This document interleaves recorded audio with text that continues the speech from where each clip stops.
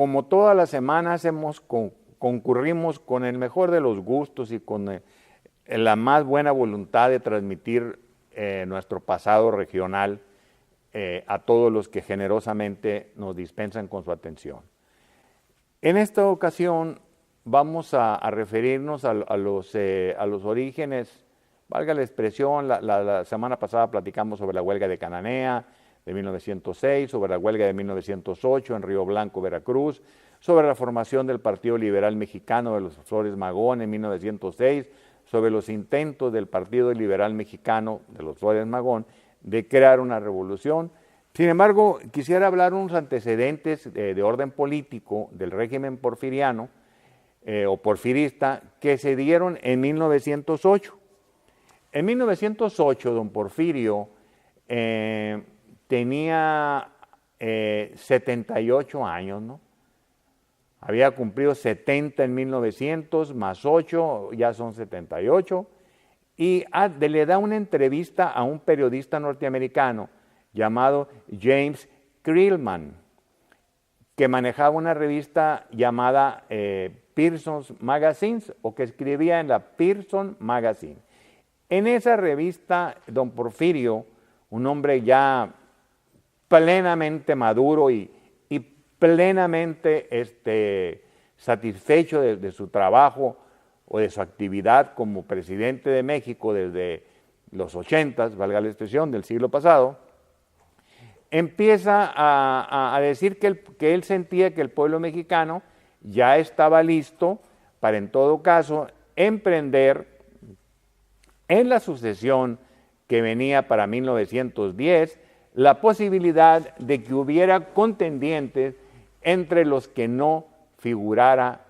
él, el hombre, el héroe de la paz, el que había celebrado pomposamente los 100 años, o que estaba por celebrarlos, porque estamos hablando de 1908. Sin embargo, hay inquietudes por todo el país. Había un potencial sucesor de don Porfirio, que era el general Bernardo Reyes, un excelente militar, un hombre prestigiado, de los afectos inclusive del general Díaz, que pues realmente había hecho en todo el país una serie de relaciones y todo lo demás, que lo veían como un futuro presidente de la República al general Bernardo Reyes, que inclusive aquí había estado como jefe de la campaña del Yaqui un tiempo y era conocido, e inclusive don José María Maytorena, padre, fue un seguidor de él y un simpatizante, como lo había hecho en todo el país. Sin embargo, el general Reyes, respetuoso de las cuestiones de orden jerárquico militar, pues nunca pasó más allá de ser el ya merito, porque nunca llegó, ¿verdad? Sin embargo, en 1909 se avienta, valga la expresión, al ruedo un joven aristócrata del estado de Coahuila, un hombre plenamente educado en los Estados Unidos y en Europa, un hombre de fortuna personal, la familia Madero, y de nombre Francisco Ignacio Madero González, pleno aristócrata del norte del país. Él, junto con su mujer, Sara Pérez de Madero, originaria de Querétaro, de su secretario y asesor, el licenciado zacatecano de índole izquierdista Roque Estrada, y de un taquígrafo, Elías de los Ríos. Pues hay que recordar que en 1908 pues a lo sumo había máquinas de escribir, y algunas estaban muy pesadas y había que tener taquígrafos para que no se fuera nada de lo que se hablaba, ¿no? Hace Madero, buscando la candidatura del Partido Nacional antireeleccionista, que habían tenido varias reuniones, se habían juntado en la Ciudad de México, Toribio Esquivel Obregón, Alfredo Robles Domínguez, una serie de gente importante, gente norteña, gente de a caballo, gente recia como José de la Luz Blanco y otros más. Y empezó a hacer unas giras por todo el país, don Pancho, acompañado de las personas que le mencioné, su esposa, su secretario asesor y del taquígrafo, y vendrían posteriormente a una gira que hacen por el sureste y el Golfo de México, llegarían en diciembre a la ciudad de Guadalajara, de ahí pasarían a Manzanillo, se embarcan en Manzanillo, valga la expresión, van por la vía marítima a Mazatlán y empiezan una gira por Sinaloa y una gira por Sonora para salir por la frontera en Nogales. Madero, sus partidarios, que ya existían gentes inquietas políticamente, sobre todo porque lo que había dicho don Porfirio, estamos hablando del 9, don Porfirio lo dijo esto el 8, y venían las elecciones del 10, donde se perfilaba que de nuevo iba a ser la fórmula Porfirio Díaz Mori y Ramón Corral Verdugo, nuestro paisano de Álamos, Sonora. Madero llega en el tren de la madrugada en un 7 de enero de 1910 a la ciudad de Navojoa, a lo que era todavía la estación Navojoa, porque todavía no se había fundado propiamente la población, y la población de Navojoa estaba pegada al río y no en las vías del ferrocarril, como a partir de 1914, con una inundación que hubo muy importante, cambiaron propiamente, la mayoría de la gente se fue a vivir a la estación y nace el Navojoa, entrecomillado, ahora moderno, digamos, que conocemos. Está Madero en la estación, era la madrugada, acuérdense, estamos en una fría madrugada de enero de 1910, llega y están a recibirlos una serie de personas, algunas de importancia socioeconómica, valga la expresión, Benjamín Gil, síndico del ayuntamiento de Navojoa, estaban también don Severiano Talamante, un militar importante de la época de la intervención francesa, y sus hijos, Severiano y Arnulfo, estaban también algunos otros más que reciben a Madero, lo llevan al Pueblo Viejo, o sea, lo llevan a el Navojoa original, y ahí en la casa, tengo entendido, de don Inocente Amparán, pariente de un querido amigo, Ariel Araiza Amparán de Navojoa, su abuelo, tengo entendido, hacen unos mítines, inclusive tiene un mítin en la plaza ahí frente a la iglesia, ahí en la plaza del Pueblo Viejo en Navojoa, que todavía existe, modesta, pero ahí está. De ahí pasarían un par de días, un poquito más de un par de días, irían a la ciudad de Álamos. Ya había un trenecito desde 1907, tengo entendido que era un tren de vía angosta, o sea, unos 20 centímetros menos, por decirlo de algún modo, que la vía normal del ferrocarril, pero en fin, un ferrocarril de verdad. Y llegan a Álamos y las autoridades porfirianas, representadas en Álamos por el prefecto político, que era una autoridad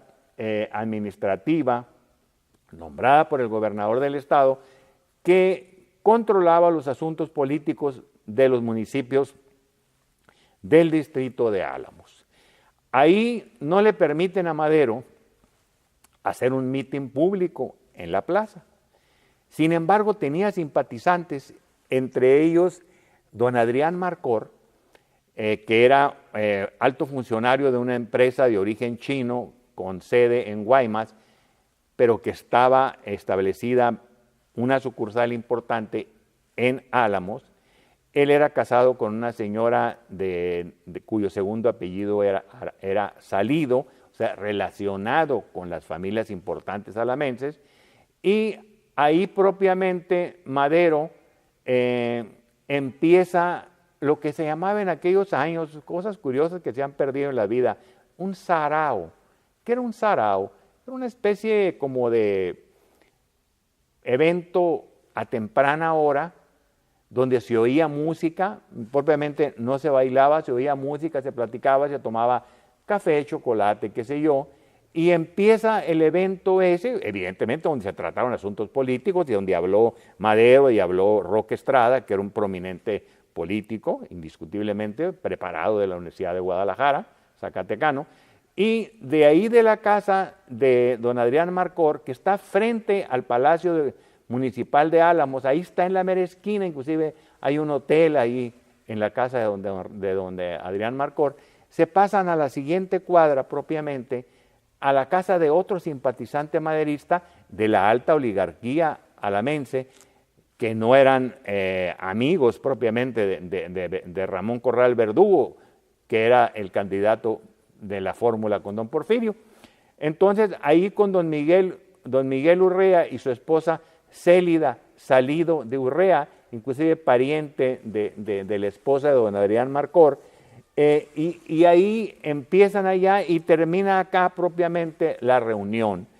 Y se dedica un día o dos ahí Madero a recorrer las calles, a platicar con la gente.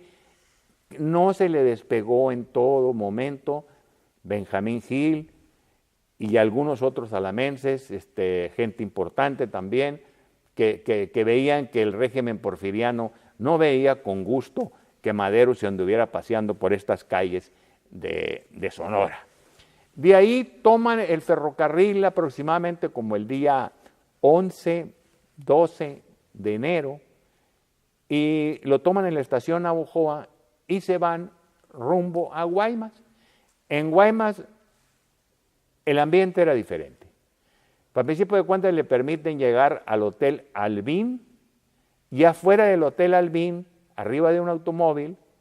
se hace un meeting, y ahí los principales maderistas eran José María Maytorena, Adolfo de la Huerta,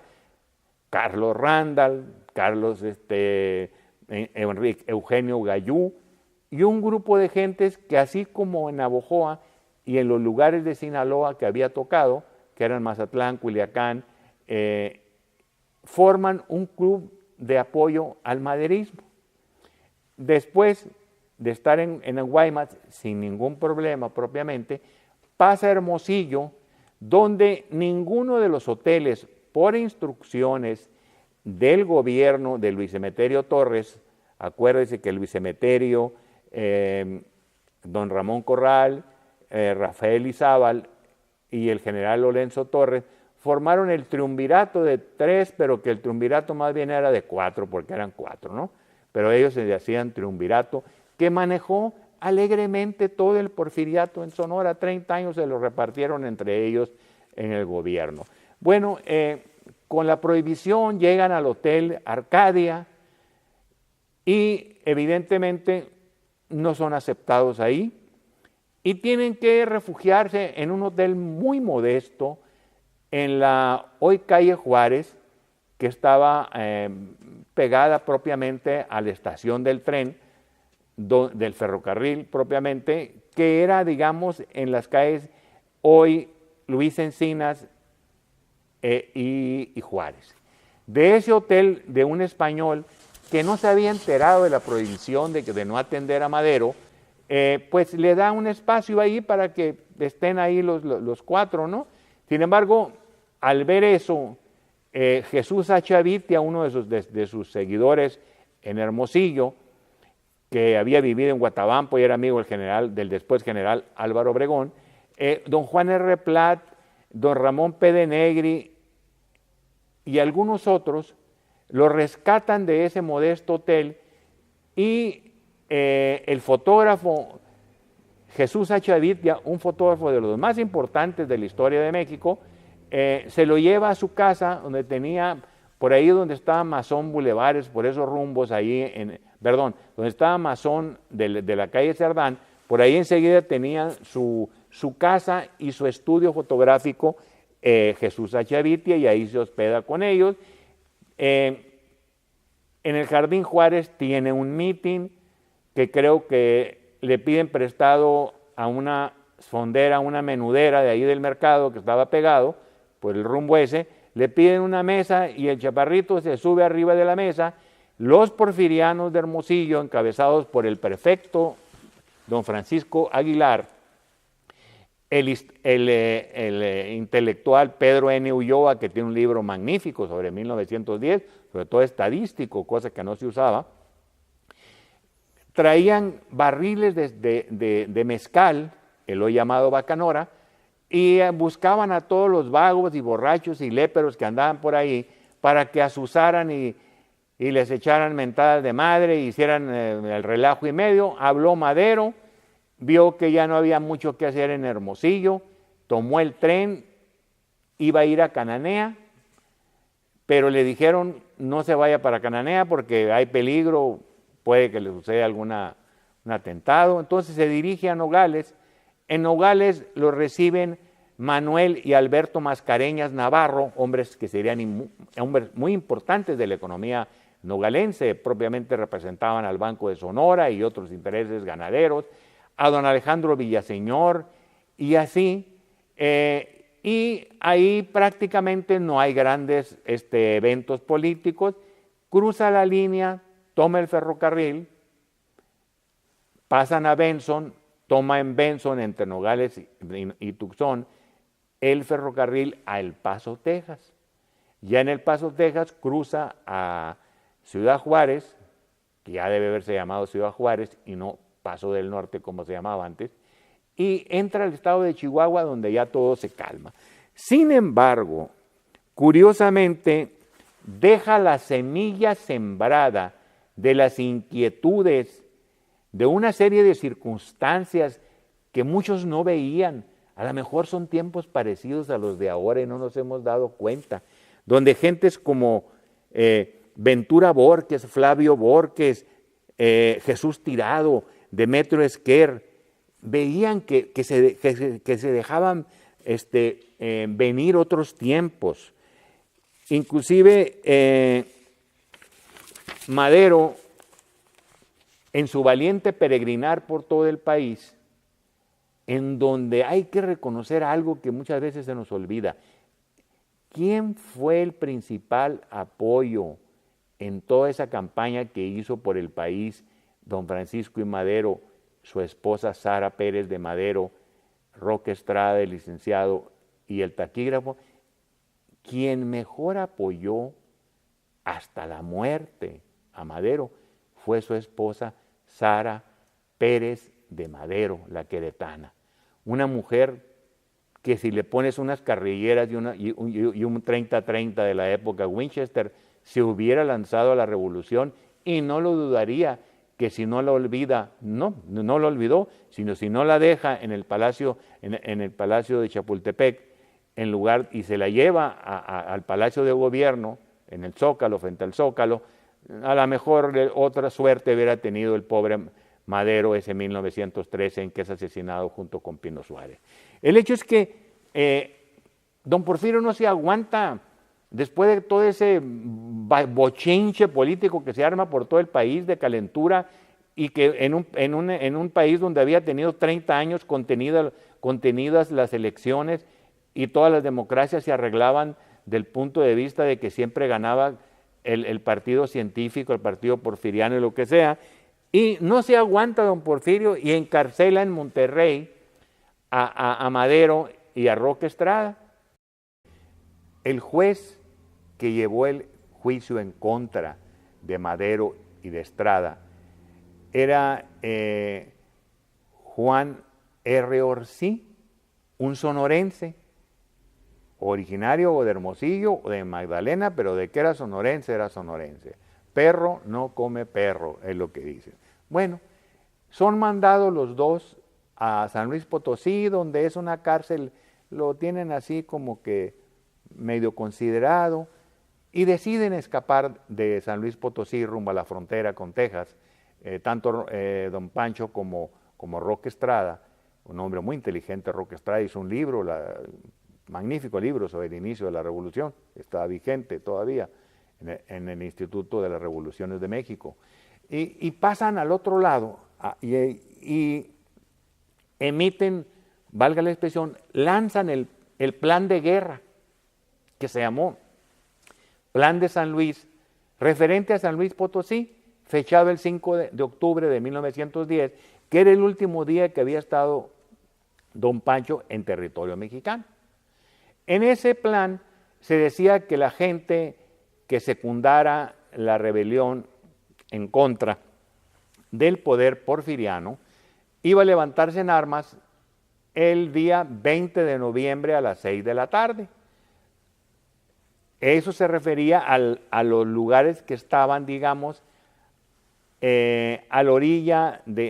a los lados del ferrocarril entre México y la frontera llamada el Paso del Norte antes, y en ese tiempo ya a lo mejor ya eran llamada evidentemente ya Ciudad Juárez, y los que no estuvieran en ese camino de México a la frontera y en otras partes,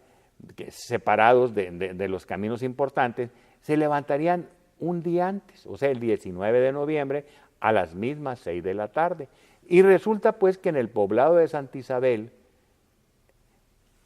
Pascual Orozco hijo, su padre Pascual Orozco padre, Marcelo Carabeo y muchos más chihuahuenses, y un sonorense entre todos, Juan Antonio García del distrito de Zaguaripa, se levantan en armas ahí. Tenemos, digamos, el honor de que el primero en levantarse en armas es Pascual Orozco hijo, y lo acompañaba entre todas las gentes que tenían su 30-30 bien aprovisionado de parque, listo para lanzarse a la guerra. Días después de estas circunstancias, don Francisco I. Madero nombra a don José María Maytorena, su partidario político en Sonora, lo nombra gobernador revolucionario y a su vez presidente de la Junta Revolucionaria en Nogales, Arizona, que se encargaría de comprar las armas, la ropa, y todo lo que se refiriera a la guerra, y en la que intervenían de manera muy importante la familia Mascareñas, don Alejandro Villaseñor, algunos otros personajes evidentemente de importancia de Nogales, que también tenían relaciones a Nogales, Arizona, evidentemente, y empieza esa efervescencia de lo que se llama el llamado a las armas. Estamos viviendo cuestiones ahorita, es un llamado al cambio, el que estaba proponiendo Madero, un cambio. Ahorita se nos está proponiendo un cambio. Estamos viviendo momentos entrecomilladamente similares. Evidentemente, ya el lema no lo podemos gritar ahorita, sufragio efectivo y no reelección, porque ya hay reelección, cosa que honestamente nunca me ha satisfecho. Sin embargo, los sonorenses, al recibir ese llamado, los sonorenses o los provincianos de todo el país, entre ellos nosotros los sonorenses, estábamos ya impuestos a la violencia. La violencia se refería a siglos de ser un pueblo armado, por la lejanía, por la Ciudad de México, porque cada persona que llegaba a un lugar habitado, un rancho, un pequeño poblado, una ranchería, lo que sé yo, era bienvenido porque era unos brazos más para trabajar y unos brazos más para defenderse de ciertas tribus belicosas como podían haber sido apaches, yaquis, mayos, ópatas y qué sé yo. El hecho es que desde principios de 1911, porque de hecho prácticamente no pasa nada entre el 20 de noviembre y el 11 y principios del siguiente año de 1911, prácticamente no hay acciones de guerra, pero a principios de 1911, Juan Antonio García, el que había acompañado allá en Santa Isabel, en Chihuahua, de los primeros que se levanta, Miguel Matrecito, Salvador Alvarado, Juan G. Cabral, Pedro F. Bracamonte, Santiago Camberos, Rafael T. Romero, Anacleto Girón, Luis Arbizu,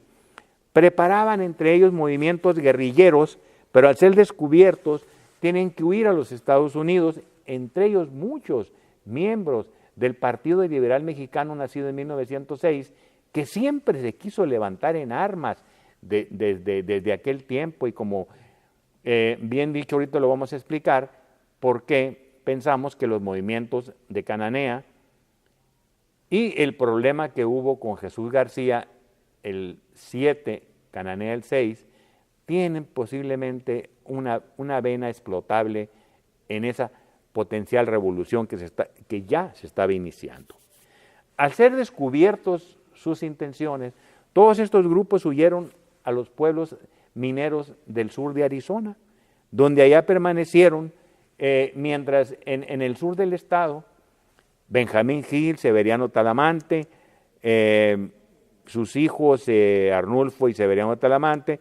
Flavio y Ventura Borges, Fermín Carpio y su hermano José María Carpio, Arnulfo R. y Ramón Gómez, Demetrio Esquer, Guillermo Chávez, estaban decididos a rebelarse, son descubiertos, y tanto los Gil como los hermanos Flavio y Ventura Borges son traídos a la prisión en Hermosillo. El 13 de enero de ese 1911, Alejandro Gandarilla y sus seguidores toman Zaguaripa, aparentemente sin encontrar resistencia. Ahí se les unen Juan Antonio García, Anacleto Girón, los Talamante, y son derrotados por el prefecto político del ejército, del gobierno del estado y las fuerzas federales,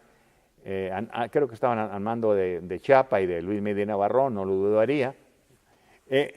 Los toman presos a los Talamante, eran dos hijos de edad, pues que estarán veintitantos años, y un señor grande ya, que inclusive lo tenían que ayudar para subir el caballo, y don Severiano les dice a Chiapa, al prefecto Francisco M. Chiapa, fusíleme primero a mí, señor Chiapa, no quisiera ver a mis hijos que los estén fusilando, yo un viejo, ver a unos jóvenes cómo pierden la vida. De ninguna manera, le dice Chiapa, usted va a ver primero a los hijos cómo se los vamos a matar, y los mataron, evidentemente, y a don Severiano también, y en las tumbas, hay las tumbas que están en el cementerio de Zaguaripa, están estos tres primeros mártires de la Revolución Mexicana del 30 de enero de 1911. Sin embargo, hay otro mártir, Enrique Esqueda, ya por el rumbo del río Sonora, el río de Sonora, pero donde se mezclan también ciertas rencillas de algunos enemigos en el gobierno, pero el hecho es que murió en ese proceso también de levantamiento, y se le debe de considerar a Enrique Esqueda, tiene muchos parientes todavía, inclusive hay una colonia que se llama Esqueda aquí, que se le debe considerar un mártir. Curiosamente, guerrilleros chihuahuenses, a nombre del maderista original José de la Luz Blanco y de José Rascontena, vienen a los pueblos de la sierra, Bavispe, Bacerac, San Miguelito, a apoyar a los maderistas de ahí. En abril de ese 1911, el general José Perfecto Lomelín también viene de Chihuahua con sus guerrilleros para apoyar a los alzados que estaban por ese rumbo. Otros fuentes de otros movimientos armados estaban en el desierto, en Caborca, Pitiquito y Sonoita. Para mayo de 1911, Cabral, Alvarado y Bracamonte toman Cananea. Ese mismo día, Anacleto Girón se apodera de Agua Prieta. Benjamín Gil entra triunfante en Navojoa, y Francisco de Paula Morales, Urense, lo hizo y toma la ciudad de Hermosillo. Madero, al triunfo de la Revolución en Ciudad Juárez, donde de una manera inexplicable, entre fuerzas de Pascual Orozco, al que estaba supeditado en ese momento histórico, porque Pascual Orozco era el iniciador de la Revolución, el que sería el general Francisco Villa, toman la ciudad de Ciudad Juárez, casa por casa, van tumbando paredes y todo, y el general del Ejército Federal derrotado, José J. Refugio Navarro, originario de Álamo, Sonora, para que no lo fueran a fusilar o le hicieran daño, los revolucionarios triunfantes, el propio líder de la Revolución Triunfante, don Francisco I. Madero, en su carro lo cruza a los Estados Unidos para que no se le haga daño. La generosidad de Madero era proverbial, todos lo sabemos. Ya no le faltarían más que 2 años, pobrecito, antes de morir asesinado por aquellos en quien confió. Sin embargo, ya derrotados los porfiristas en el estado de Chihuahua, el jefe de la revolución, Francisco I. Madero, nombra al ingeniero Manuel Bonilla, de origen maderista de Sinaloa, a que venga a Hermosillo a recibir el gobierno de los derrotados porfiristas, que muchos de ellos se fueron a los Estados Unidos, algunos tenían dinero, a otros no tenían. Don Luis Emeterio Torres, que toda su vida había sido uno de los caciques principales de aquí de Sonora,